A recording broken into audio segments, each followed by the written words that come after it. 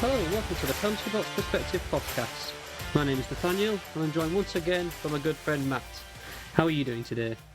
Yeah, really good, Nathaniel. Yeah, really good. How are you? You all okay? Yep. Fun games of hockey last night. I can't wait to talk about them next week. But yeah, I'm excited actually for today's topic. We were kind of wondering what we're going to talk about today, but I think we've landed on something very interesting and very good. So I'll let you sort of set the scene of what we're going to be talking about today.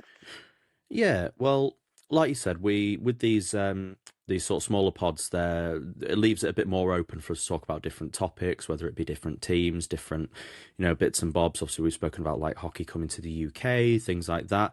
I was having a little think. Obviously, we've got Halloween rolling around the corner. I was trying to think of a way we could maybe incorporate that into our podcast. So I thought let's talk about violence. Um, so I thought we'd discuss today the aspect of fighting in hockey, about the purpose it serves. Does it still have a purpose in the sport? Should there be any rule changes to fighting, etc. So fighting at the moment in the NHL completely allowed. Players can drop the gloves. They can punch each other's faces in. The refs will sort of stand by, let that happen until it reaches a point where they think they need to step in once the fight is done in their mind. Each player then goes to the penalty box for 5 minutes, and then they're allowed back out on the ice to play. Now that's a bit of a contrast, I think, because everywhere else, sort of pretty much in the European leagues, in the NCAA, in the IIHF, in the international game, it comes with an automatic ejection from the game as well as a suspension as well. So just want to kind of open this up, Nathaniel. Really, let's. What were your thoughts on fighting in the NHL? Now, obviously, it's a massive part of the game. What are your thoughts on it?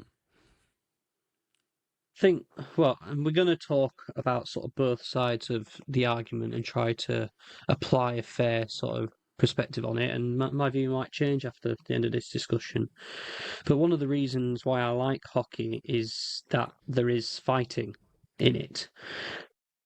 Not because it's violence for violence sake, but it holds a certain level of sort of mutual respect from between the players and sort of it sort of mimics the world in certain ways, so people don't get on and for reasons, and they have to deal with their issues in one way or the other.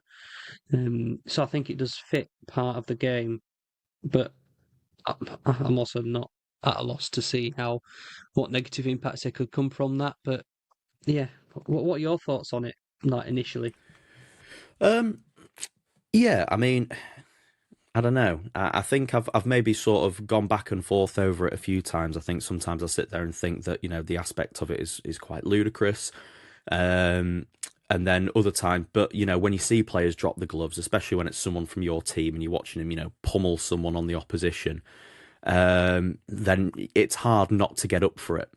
And I would really encourage anyone. There's a great documentary on Prime Video called Ice Guardians.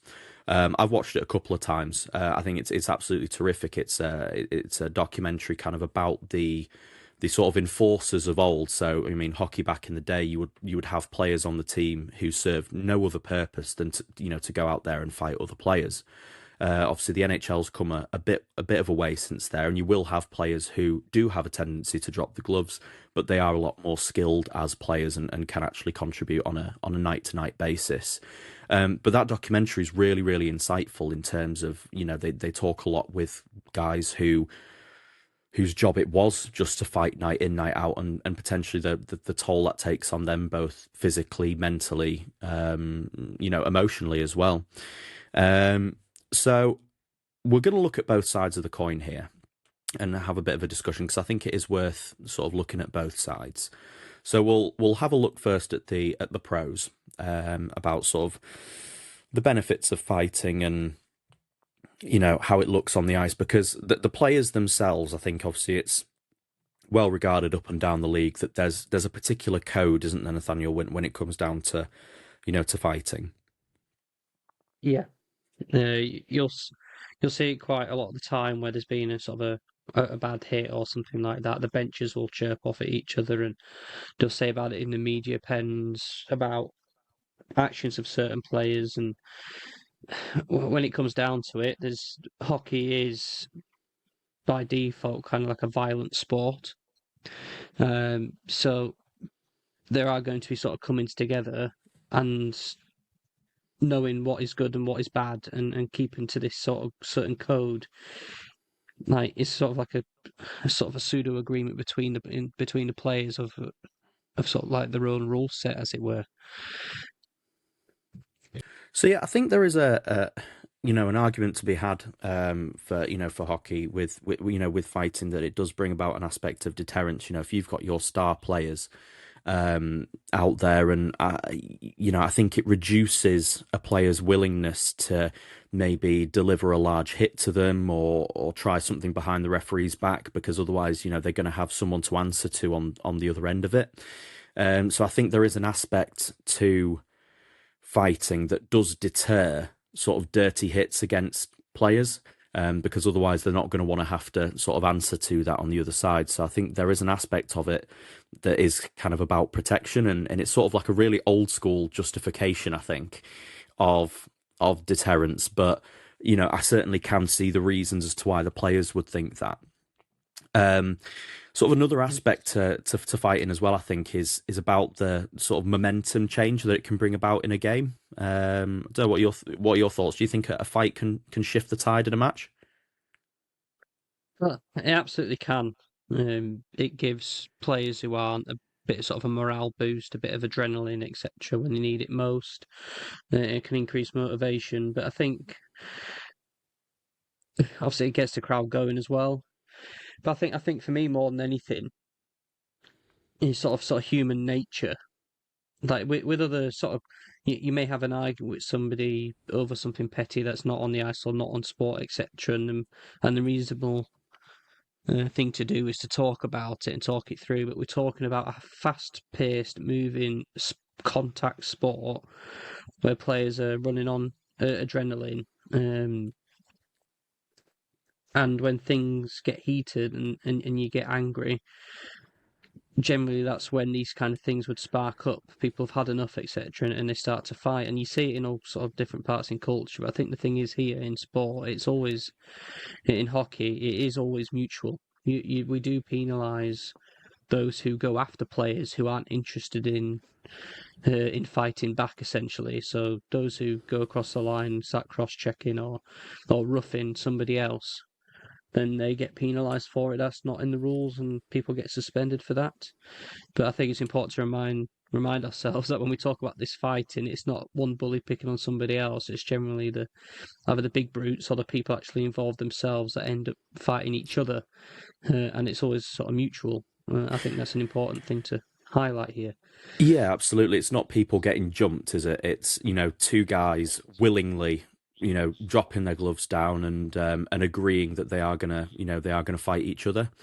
So it is, they're ultimately consenting to the fact that they're going to do it. And I think you look at the DNA of hockey as a whole, and especially in the North American game, with Canadians and Americans and everything. Like I said, it's been there since day one. And I think obviously these guys have grown up watching players fight, and they've it's just something that's so integral to the game that they play. So I think they'd have a real sort of hard time all of a sudden if you just sort of did away with it. And also, it's entertaining as hell. It can be the difference between a casual fan choosing to watch or not watch. And certainly, from my opinion, and I think we can definitely relate to this in the UK, is hockey needs as many fans as it can. And if something that's going to bring more eyeballs to the game is allowing people to still willingly drop the gloves and fight between themselves, then it could bring more fans to the sport. Yeah, and I mean, it's definitely one thing that brought me to watching the sport. Now, I don't watch it purely because people fight. If I want to watch people fight, I watch boxing or the UFC or something like that. But and yeah, I watch football as well, or soccer if you listening from North America. And one thing that really irritates me about that sport is that players will fall over at the slightest touch and end up like crying over things which aren't actually that serious. And any time they actually get angry with each other, it's all a big. Everyone gets really flustered, and it's just extremely frustrating. Like it's no, we're humans in a highly competitive element sport. Like you, it it is entertaining, but it's just like it just feels more real, but more Mm, in. And I don't know whether that's what it comes down to. It feels more real, and that's what I find entertaining, as it were. Like it's sort of cultivates storylines. You get your rivals going up against each other, and like derbies make more sense. I mean, like in football, there's more drama outside the stadium in rivalries than there are inside. So, but what are these rivalries actually about? Whereas in hockey, it's no, this is a physical sport. They're playing regularly on a nightly basis, and one of their players gets hit dirtily by a rival team, and you stick up for them, etc. And that's realness is what brings the entertainment, I think, yeah, rather than just putting a couple of knuckleheads in and just have them fighting for no reason. Also, we'll get into that and certain players and why they're only there for certain reasons. I wouldn't necessarily go as far as to say we should have dedicated fighters, but yeah, if you have your team playing hockey and your star young rookie who's still small and fragile, 18-year-old gets a fractured jaw from a cheap shot, then go in. is that relating to a specific incident at all? Is it or nothing Yeah, to well, do I with think he should Bedard's have had jaw some getting glasses on shattered? himself, Or... but yeah, Yeah, and that's it. And I do completely agree with you. It provides an aspect of emotional authenticity, I think, to the game that's being played. Um, in the fact that these guys are, that they're in that highly competitive environment. They will, you know, they're competing for every inch out there. It's their careers, it's their livelihoods, it's everything, and things are going to boil over. And it's like you said, the rivalry aspect to it, and because the teams play each other multiple times a year, maybe in that first meeting of the year, one player took like a bit of a cheap shot on one of their sort of star players. Someone on that player's team is going to remember that, and the next time they meet, they'll go and cash that receipt in. Um, so yeah, there's I think it definitely has a place, and I know what we say. We'll get into it sort of in relation to the sort of staged fights and the pre-agreed fights and things like that happen, because I think that's a slightly different matter.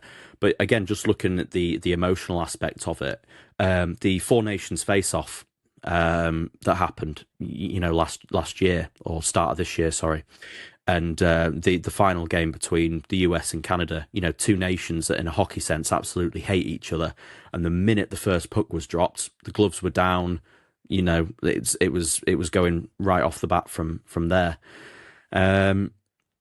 But yeah, I think long gone now are the days of soul fighters. I think, and now you might have players who are tough guys but are skilled players. You look at the Kachuk brothers are absolutely prime examples of that.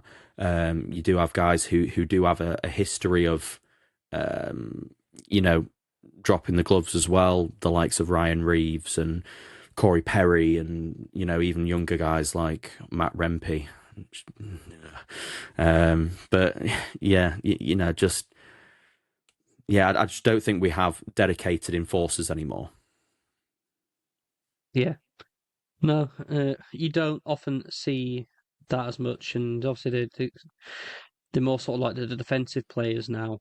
So you, you very rarely will get the star attacking player being also your enforcer. But I think the hybrid roles of the penalty killers are the fighters as well, which are a bit strange. But yeah, I know just speaking of it, I know we'll cover it in things. But did you see the Ryan Reeves Matt Rempe fight last night? I did. That was, yeah. You see, that was an absolutely massive tilt, and everyone was up on their feet for it. It was a massive brawl, two massive guys, and it was as far as hockey fights go, it was a great fight. Yeah, it was it was terrific, and you can't deny that aspect of entertainment from it. For the Mm. fans in attendance and those watching the game as well. It is quite interesting, and I know that again we're going to look at the other side of the coin shortly. But the number of fights, even looking at the last 10 to 15 years, it has dropped quite significantly. So I think 2010, you would get on average around 0.65 fights per game, whilst that number's right the way down to 0.15 now in 2020. Well, that number was from 2024, just from the research that I did beforehand. So the numbers are down. So maybe it's now a case of, when the fights do happen, they happen for a reason and they happen for a purpose. So it's not just people necessarily doing it as much just for the sake of it, which maybe again leans more to the reason of keeping them in. Yeah, but it'll naturally sort of monitor itself. If if it was a bad thing and we needed to sort of outlaw it, and we talk about the culture of the sport, if the sport grows out of it, for lack of a better term, then that is the natural way of policing it potentially. Like if it's not right for the game, it will eventually just stop and leave. But obviously, it is reduced. You don't see it all the time now, which I think gives it the more impact for when it does, especially in terms of the entertainment thing. You stand up for it because it's like, whoa, it's actually happening in this match. What's going on? Yeah, and that's a really interesting point. So just as we kind of move to how some other leagues look at it, the Canadian junior leagues, which obviously is where a vast amount of the NHL players come from. Um, that's made up of three leagues. So you've got the OHL, the WHL, and the QMJHL. So the OHL and WHL still do allow fighting to happen, but the QMJHL have outlawed it now. And any time that anyone fights, it's met with an automatic suspension following. So yeah, you can drop the gloves to someone if you want, but you are going to pick up a 3-4 game suspension in doing so, which obviously hinders your team more in the long run. And the same with a lot of the European leagues and the college game and everything as well. And I think there's an aspect now that as we're kind of starting to see a sort of young generation come through, and if they do decide to sort of implement that ruling across the other Canadian leagues as well, then these guys are going to be coming into the league with no cultural upbringing of fighting. And I think in the future, that's, I think, probably one of the main reasons that you could actually see, fighting be removed from the NHL, is because actually, eventually, all the guys who are playing the game won't have had that within their hockey DNA growing up. And then because it's not there within their DNA, it kind of loses its validity as such. So I do think that, if you were to ask me point blank if I think they will remove it, I do think they will. I don't think it'll be any time soon, but I think, 20 years down the line, maybe, we could be looking at them just sort of phasing it out as something that's kind of deemed no longer relevant. Yeah, and that's sort of taps into a wider thing there in terms of, at what age do we consider this sort of appropriate sort of to be fighting? Because if it's in the culture and even young kids, high schoolers, etc., playing, and again, I'm going to use this as an example of when you go across to sort of football, and we're preventing kids now from heading the football, um, because of head injuries and how young they are, etc., and how will that likely impact the professional game further down the line when they haven't had the years of experience of how to position their bodies to header a football, etc. But like in hockey, like if they're not, we don't want necessarily kids fighting, because are they going to be grown and mature enough to understand that what you're fighting for, or are they just doing it to sort of be in trouble or to be bad people, etc. Yeah, Whereas obviously when you're in your 20s and 30s, you kind of got that understanding of why you're doing things. But yeah, I do think you're right there in terms of if the junior leagues start changing this and you're not doing it because of suspensions, etc., you're not going to suddenly start doing it necessarily in the NHL when you get there, because you'll guide your game to a different aspect. And just as if like we're doing already with enforcers fading away and the leagues becoming smaller and faster. I think that will only go to naturally decline. Yeah. Yeah, and we talked about the code sort of earlier on that that the players have amongst each other, and with these young players coming in with with no history, no background in fighting at all, if they do then keep it in, my main concern would be is that you're going to have a bunch of guys playing the professional game in the top league in the world who have no experience in that side of the game, and they're almost they're not going to understand sort of like you said what they're doing it for, and they're not really going to know sort of what they're doing, and the players themselves will even if you've got two guys who are predominantly right-handed, they'll make even sure that they position themselves so that they've each got as good a chance of of winning. They'll try and keep it as fair as possible, which sounds so crazy to say, but these are guys that have grown up doing it. And then all of a sudden, if you've got a bunch of inexperienced people with no sort of background in fighting going and doing it, I think that potentially sort of increases the risk further of of injury. And that's obviously the main counterpoint against fighting, isn't it? I don't think that any reasons for outlawing fighting has anything to do with like the bringing the sport into disrepute or anything like that. It's purely a medical aspect, isn't it? Yeah, I think so too. I mean, and I guess friends come round and watch and see and watch a fight happen. Even if it's not fighting, it's just the hits that you see, and you thought, oh, why are they being so nasty to each other? But apart from that, nobody's thinking and throwing up pitchforks saying NHL is barbaric and shouldn't be a sport, etc. But yeah, it is definitely the medical side of stuff is definitely what you're looking at, and obviously CTE is becoming more and more prevalent in sort of contact sports, and obviously the more research there is into it, the more scary it actually kind of looks. Um, I mean, in a nutshell, when it comes down to fighting, the aim is you're punching somebody else in the face or in the head, probably as hard as you can. Um, what is that doing to people's brains and things? So we can only really know when somebody passes away at the moment. But it does raise that point. Now, for me, I think hockey is a contact sport. There's bound to be collisions with heads, etc. Naturally, though probably not as much as the NFL, and they've been going through a lot of changes and a lot of scrutiny recently with CTE. But before I sort of deep dive a bit more into that, I'll sort of give you more of a floor to introduce the medical side from your view. Yeah, so again, just sort of doing a little bit of research into this beforehand. There was a study at Boston University. They did a study in 2024 on CTE, in particular relation to hockey. And they basically said that the risk of CTE goes up 34% per year of hockey played.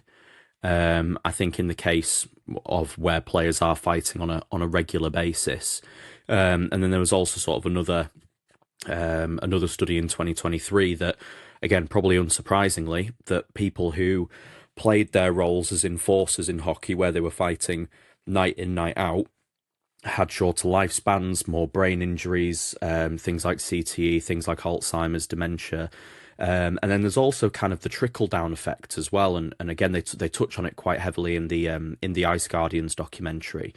Is you have these guys who they play 82 games a year, and some of these guys may be dropping the gloves 82 times a season. Now, that's probably maybe not as much the case now, but you might still have someone drop the gloves, what, in an 82 game season, 30 times maybe? I'm just trying to think, maybe someone like Ryan Reeves maybe gets into sort of, somewhere between 20 and 30 fights a year maybe. All of a sudden, the impact that has on your hands, obviously, like your head, your body's in pain. And there's a severe risk of things like painkiller dependency or alcohol dependency. as a coping mechanism for the the general additional pain that your body's in, alongside obviously the general pain you're in as well from just playing the game, obviously with it being such a high contact sport.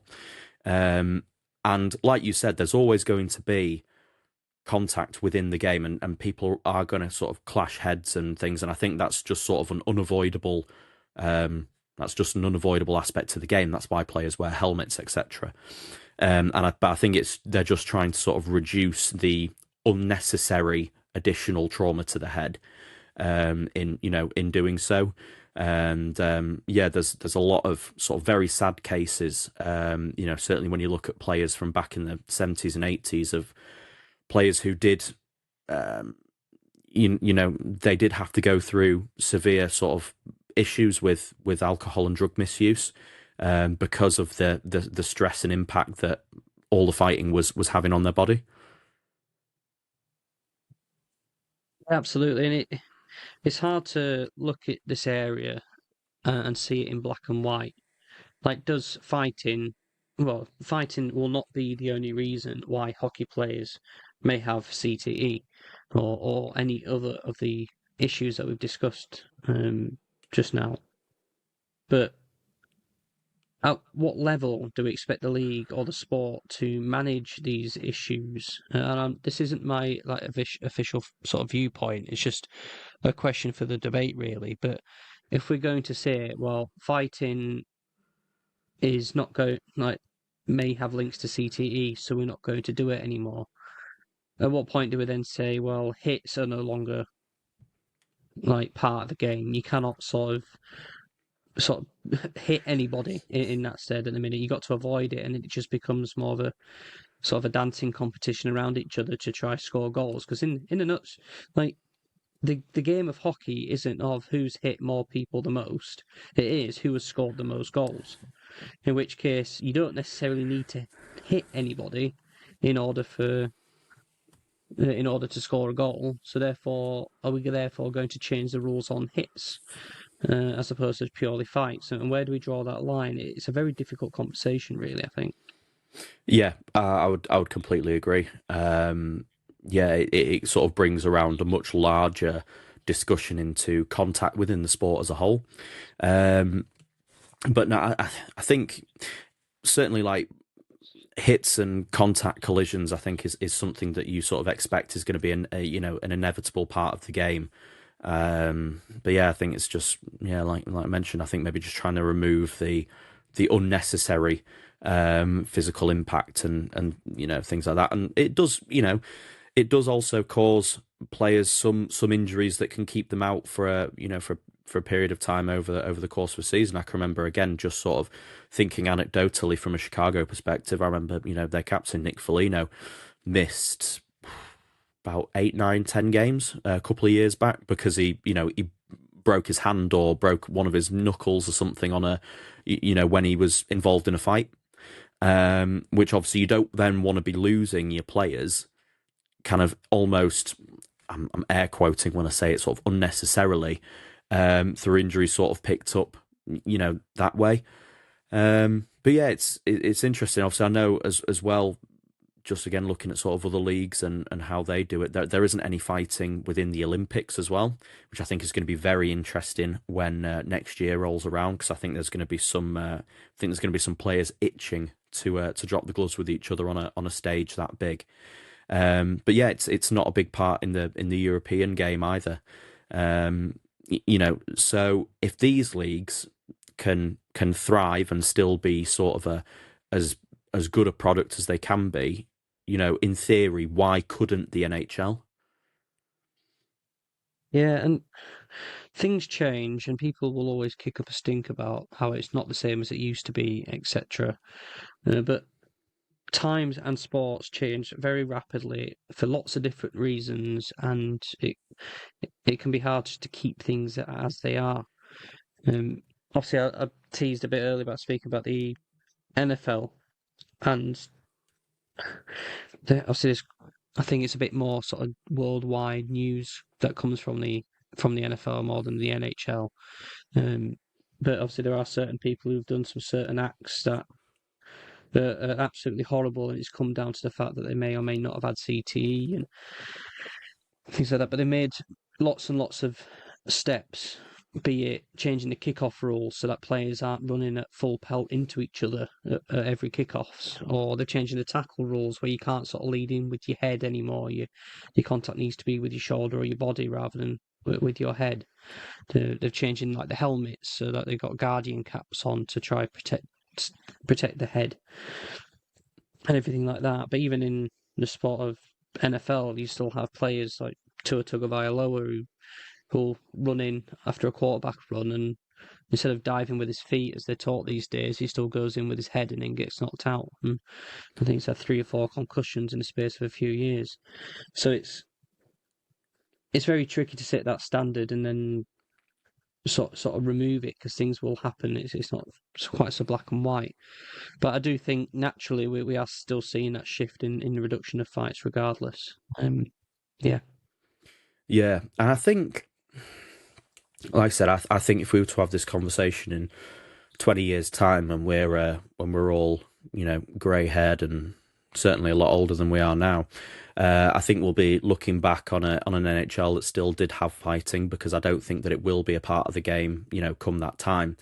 But I think maybe what we can do for now is, maybe is there some sort of middle ground that we can land on where players can still fight, but maybe the penalisation is higher, or whether that be they go in the penalty box for longer, maybe they go in the penalty box for 10 minutes instead of 5, or, if you've got people who are repeatedly fighting in a game, do you issue them with suspensions, or do you do an automatic 1-game suspension for any players that fight? And then I think that would sort of make players a bit more apprehensive. But yeah, it all comes down to to the culture of the game, I think. And I think that was the biggest reason. Again, just touching back to the QMJHL as to why they sort of outlawed it, so to speak, in saying that we want to protect our players. We don't want them, being subject to severe head trauma.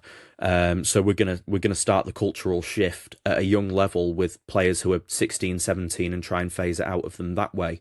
And maybe the way that you can seek retribution, if someone takes a cheap shot at one of your players is by just playing hard on the ice, via a big hit or something like that, as opposed to kind of bare knuckle fighting ultimately.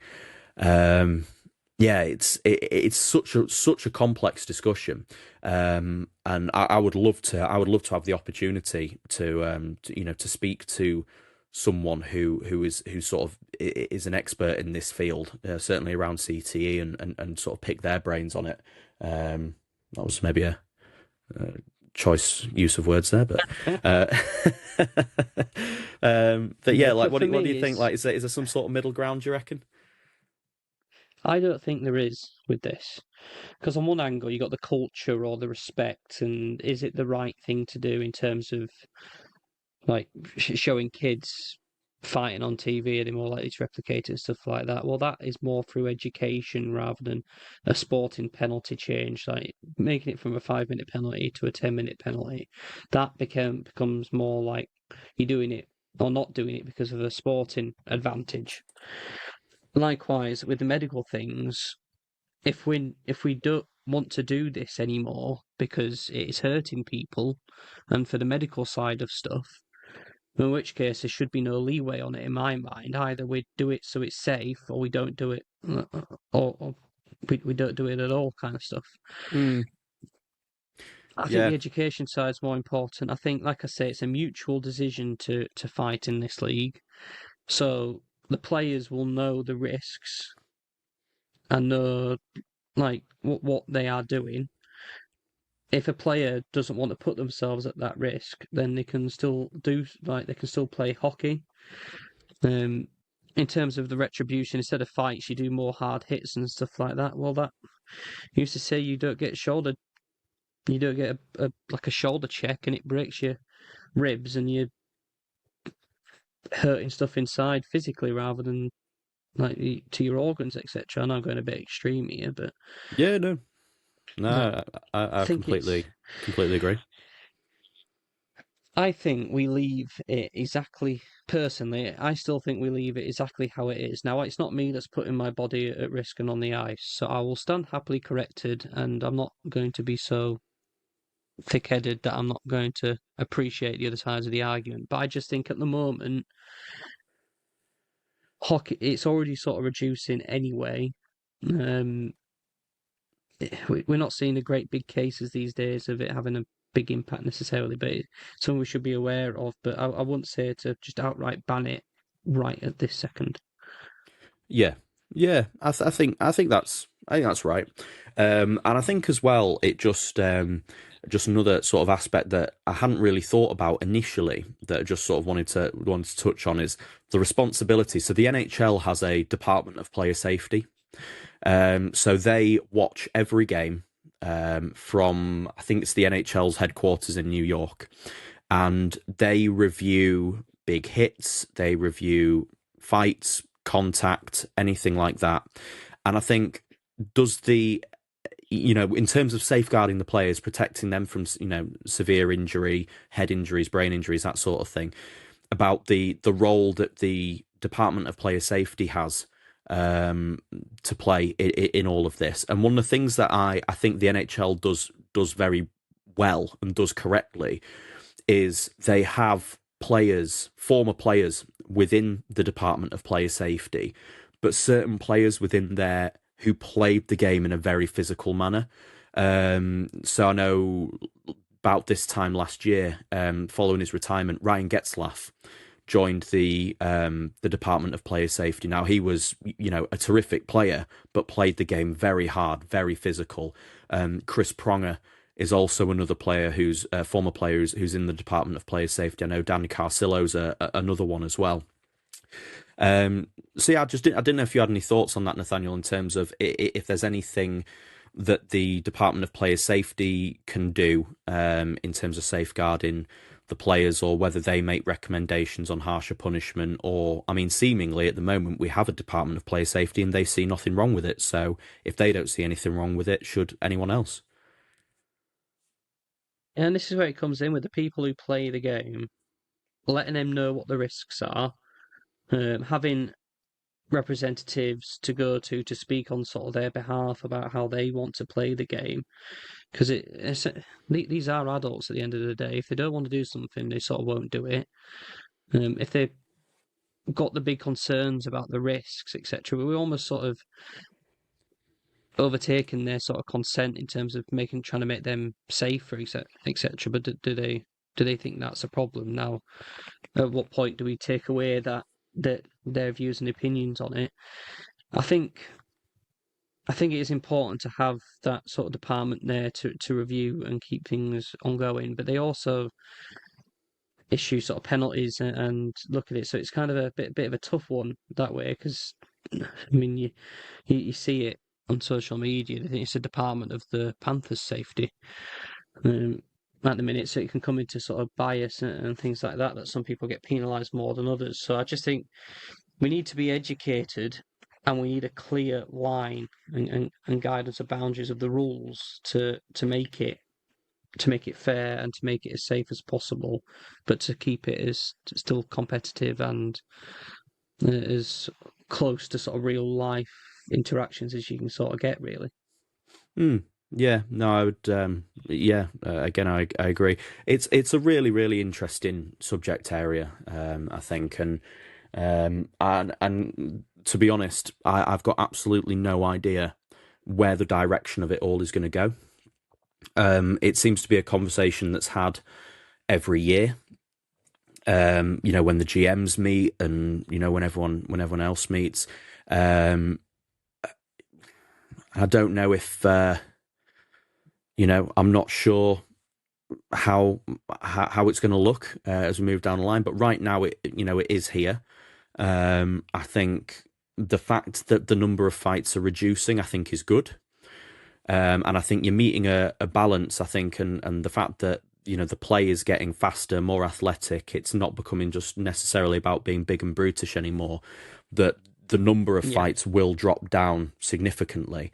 And I think as a result, what you're ultimately getting is you're getting a safer game for the players, but you're also maintaining the sort of cultural lineage that exists, within the traditions of the sport. Um, and yeah, I think that's kind of yeah, I think that's sort of my I don't know. It's weird to have like a final stance on it of I don't really know, but I think you keep it for now, and I think potentially, I think just with the way the sport's going in itself, I think it will more or less potentially phase itself out in the future without there being any necessary reason or need to outlaw it entirely. Yeah, I think we're singing off the same hymn sheet there. Um, with it. Yeah. I don't really know much more to say. I think we've covered pretty much most of the points about it. Yeah, the education and letting it work itself out really, I think. Yeah, but I think most importantly, we'd be interested to hear. Obviously, we're two fans, who just love watching the game, but let us know what you guys think about it. You can get in touch with us on both X and Instagram at the PBP podcast. You can also email us at penaltyboxperspective@gmail.com. And by all means, let us know your thoughts on it. You can get in touch with us that way, or if you want to leave any comments on the episode, that'd be sincerely appreciated as long as it comes with a 5-star review. That's always helpful for us as well. But yeah, no, anything else further from you, Nathaniel, on this? No, not on this. It is a topic that I'll happily talk about in greater detail later, whether we are able to speak to somebody else about it to get their views and learn from them, or maybe cover off some of the points some of you guys listening want to point out to us as well. Well, this is by no means a closed but topic of conversation. Happily go back and cover it again. But obviously, next episode for us will be again another recap of a week of NHL hockey. I think you'll be able to expect that next Wednesday again. Obviously, if anything changes from that, we'll let you know on our socials. But yeah, I've got nothing else more to say. Have you? No, other than as always, thanks for sticking with us. Thanks for watching and well, listening even. And yeah, we'll be back with you on the next one. Take care.